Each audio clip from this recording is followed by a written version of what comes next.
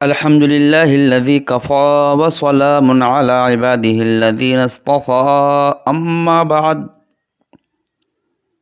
قال النبي صلى الله عليه وسلم من أحب شيئا أكثر ذكره صدق الله العلي العظيم وبلغنا رسوله نبي الأمين المتين المعين الكريم.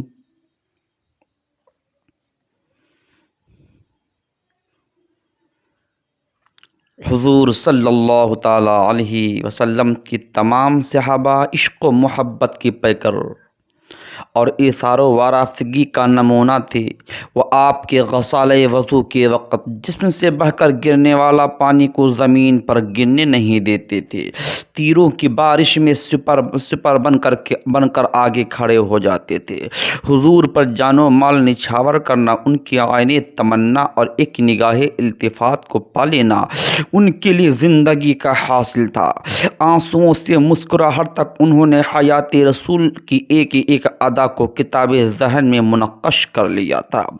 یہ سارے ہی آسمان عشق و محبت کے ستارے تھے، مگر جو محبت کا سوز اور عشق کا گداز حضرت ابو بکر کے ہاں نظر آتا ہے وہ تاریخ محبت کے کسی اور صفحہ پر نہیں ملتا۔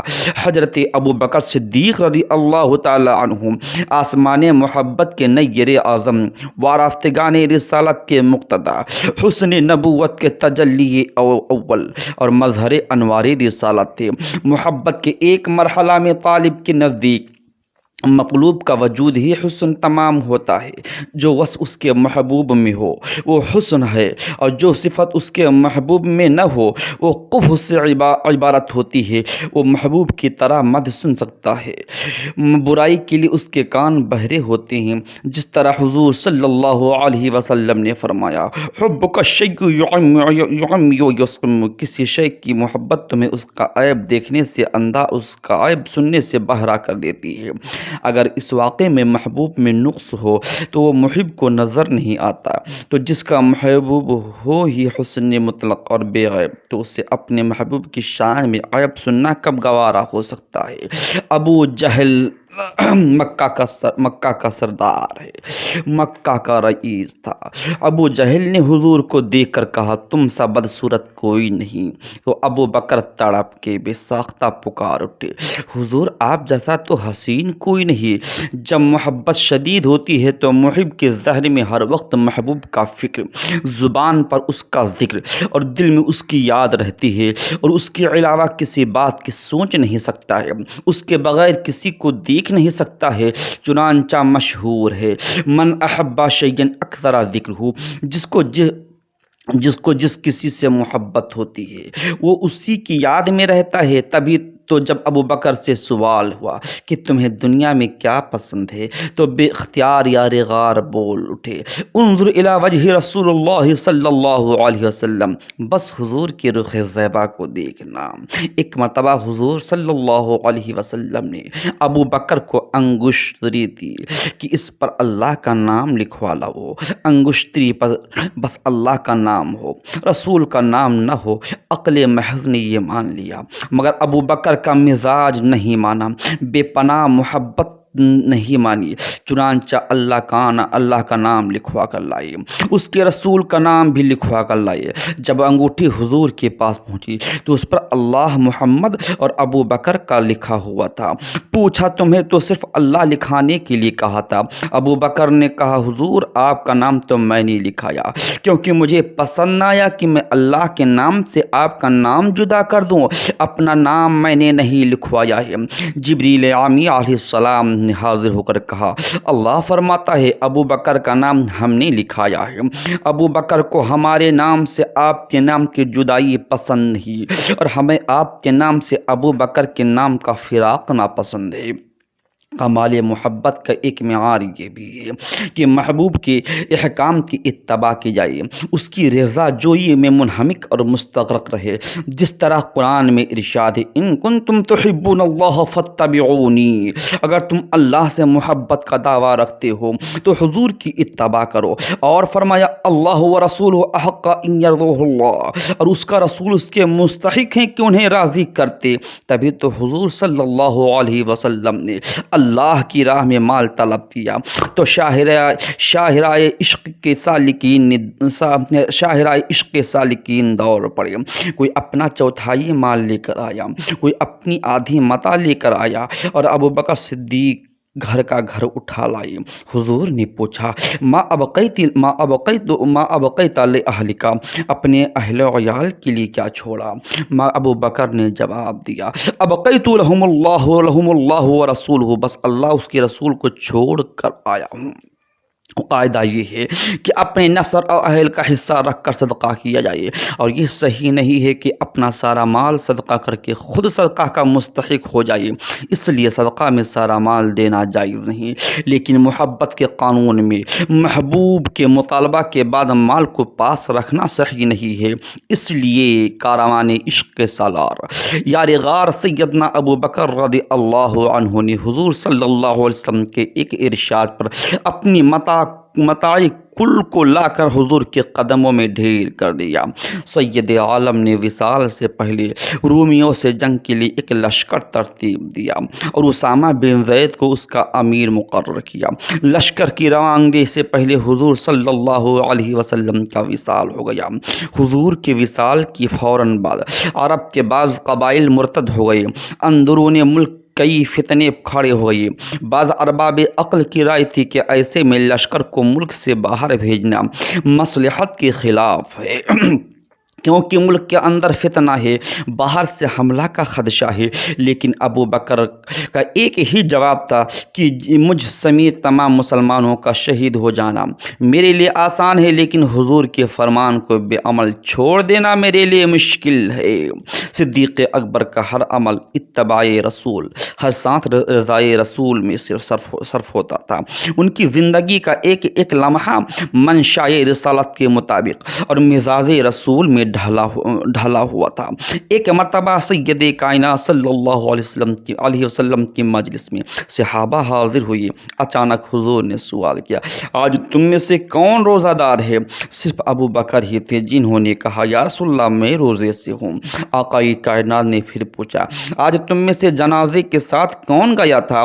ابو بکر بولے اے آقا میں گیا تھا۔ آقا کائنات نے استفسار پھر کیا تم میں سے کس نے آج مسکین کو کھانا کھلایا ہے؟ ابو بکر نے کہا میں نے یا رسول اللہ۔ آقا کائنات صلی اللہ علیہ وسلم نے پھر دریافت فرمایا آج تم میں سے کسی نے مریض کی عیادت کی ہے؟ یہ ابو بکر ہی تھے جو بولے میں نے یا رسول اللہ۔ حضور نے فرمایا کسی شخص میں تمام اوصاف مجتمع نہیں ہوں گے مگر وہ شخص جنتی ہوگا۔ یہ حدیث کی کتابوں میں مذکور ہے، اور حضور صلی اللہ علیہ وسلم فرماتے ہیں میں نے جس شخص پر بھی اسلام پیش کیا اس نے اسلام قبول کرنے میں کچھ نہ کچھ تردد یا توقف کیا سوائے ابو بکر کے۔ عشق کے بےتاب دلائل کا تابع نہیں ہوتا۔ ابو بکر تو توجہ کے منتظر تھے، جیسے ہی حضور نے دعوت ایمان دی ابو بکر صدیق لبیک کہہ کر حرم ایمان میں داخل ہو گئے۔ پھر ایمان کے جو شمع ابو بکر کے سینہ میں روشن ہوئی اس کی فیض آفرین شعاؤں نے دوسرے کے سینہ کو بھی منور کر دیا۔ چنانچہ حضرت عثمان بن عفان، حضرت عثمان بن مظعون، حضرت طلحہ، حضرت زبیر اور سعد بن ابی وقاص رضی اللہ تعالی عنہم اجمعین یہ سب ابو بکر صدیق کی تبلیغ سے مسلمان ہوئے ہیں۔ آپ نے 7 ایسے غلاموں کو خرید کر آزاد کیا جنہیں اسلام قبول کرنے کی پاداش میں عذاب دیا جاتا تھا، جن میں حضرت بلال اور عامر بن فہیرہ بھی شامل ہیں۔ جب محبت کی عطائیں اور عشقی نوازشیں ہوتی ہیں تو محبوب کے جلوے فقط محب کے ظاہر پر اثر انداز نہیں ہوتی بلکہ اس کے باطن کو بھی نوازتے ہیں۔ ابو بکر کی سیرت و کردار، فطرت اور مزاج غز ہر جگہ تجلیات رسالت فروزہ تھی۔ جس طرح رسول اللہ کی مزاج میں اللہ پر اتنا عظیم توکل تھا کہ مال دنیاوی نہ ہونے پر بھی مطمئن رہتے تھے، یہی مزاج یار غار سیدنا صدیق اکبر کا بن گیا تھا، تبھی تو کل کا کل مال اطمینان سے راہ خدا میں دے دیا تھا۔ اور یہ کوئی اتفاق نہیں بلکہ ابو بکر کی محبت کا بے پناہ اثر تھا۔ جس طرح ابو بکر کی حیات رسول اللہ کے مطابق تھی، اسی طرح ابو بکر کی وفات بھی وفات رسول اللہ کے مطابق تھی۔ جس طرح خیبر میں حضور کے جسم میں یہودیہ کا زہر پہنچا اور فی الفور اس کے اثر سے آپ کا وصال نہیں ہوا، بلکہ کچھ عرصہ کے بعد اس کے اثر سے آپ کی وصال ہوئی، اسی طرح غار ثور میں ابو بکر کے جسم میں سانپ کا زہر پہنچا جس کا فوراً اثر نہیں ہوا۔ چند سالوں کے بعد اسی اثر سے ابو بکر صدیق کا وصال ہوا۔ جناب ابو بکر صدیق حضور صلی اللہ علیہ وسلم کے مجلس سے کبھی غیر حاضر نہیں رہے۔ ہر غزوہ میں آپ کے ڈھال، ہر سفر میں پاباری کعب رہتے تھے، ہر خدمت کے موقع پر حاضر رہتے تھے، ہر ضرورت پر کام آتے تھے۔ ایک مرتبہ سید اکرم صلی اللہ علیہ وسلم نے خود فرمایا، مجھے کسی کے مال سے وہ نفع نہیں پہنچا جو صدیق اکبر کے مال سے پہنچا ہے۔ ابو بکر نے سنا تو رونے لگے، عرض کیا حضور میں بھی آپ کا ہوں، میرا مال بھی آپ کا ہے۔ ایک بار اور آقا کائنات نے فرمایا، مال اور رفاقت میں میرے لیے سب سے زیادہ موجب امتنان ابو بکر ہیں۔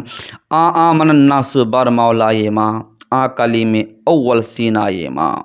مکہ میں حضور صلی اللہ علیہ وسلم کے متعدد جانثار موجود تھے، لیکن حضور صلی اللہ علیہ وسلم نے سفر ہجرت کا قصد فرمایا تو رفاقت کے لیے نگاہ انتخاب نے صرف حضرت ابو بکر پر پڑی۔ اس موقع پر حضور کے دو غلاموں نے حضور کی خاطر جان کو خطرے میں ڈالا ہوا تھا۔ علی مرتضیٰ رضی اللہ عنہ بستر رسالت پر کفار کے نغے میں تھے۔ ابو بکر کا پاؤں سانپ کے منہ پر تھا۔ محب کا کمال یہ ہے کہ وہ اپنے محبوب کا اعتماد حاصل کرے، اور یہ اعتماد آپ کے ان دونوں غلاموں کو حاصل تھا۔ علی کو حضور نے کفار کے اموال کا محافظ بنایا اور ابو بکر کو سرکار نے اپنی جان کا امین بنایا۔ ایک دشمنوں کے گھیرے میں مال کی حفاظت پر مامور تھا، دوسرا موت کے منہ میں قدم ڈالے محبوب کے جلووں پر پہرا دے رہا تھا۔ غار ثور میں 3 دن اور 3 راتیں اس طرح گزری کہ تجلیات رسالت بلا شرکت و بلا واسطہ ابو بکر صدیق پر منعکس ہو رہی تھیں۔ رسالت کی خوشبوؤں سے ابو بکر کا دل و دماغ مہک رہا تھا، اور انوار رسالت ابو بکر میں اس طرح جذب ہو رہے تھے کہ ابو بکر سراپائی رسول کا مظہر بن گئے تھے۔ حتیٰ کہ جب حضور ابو بکر کے ساتھ مدینہ پہنچے تو دیکھنے والے دھوکہ کھا گئے اور لوگوں نے سمجھا کہ یہ رسول اللہ ہیں۔ کہتے ہیں کہ تلوں کو اگر ایک رات پھولوں میں بسا دیا جائے تو وہ تل پھولوں کے مظہر ہو جاتے ہیں، اور ان کا تیل بھی خوشبودار ہو جاتا ہے۔ جب پھولوں کا قرب ایک رات میں تلوں کو اپنا مظہر بنا دیتا ہے تو جسے 3 راتیں اور رسول اللہ کا قرب حاصل رہا ہو وہ کیوں کر مظہر رسول اللہ ہو گیا ہوگا۔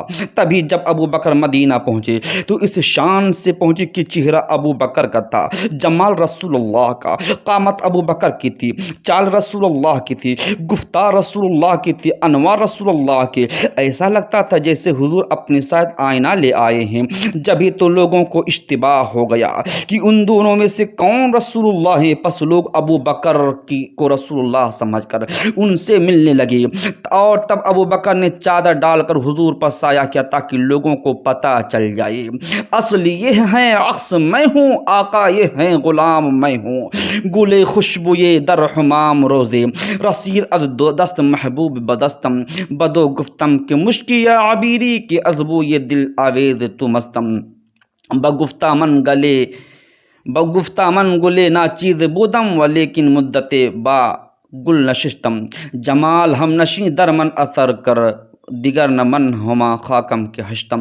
اور محبت کا آخری مرحلہ یہی ہے کہ محب کی ذات میں اس طرح سما جائے کہ محب میں اپنا کچھ نہ رہے، رنگ و روپ جمال و کمال سب محبوب کا، اور محب اور محبوب فرق نہیں، ماں بین پیا کی جیتی جاگتی تفسیر بن جائیں۔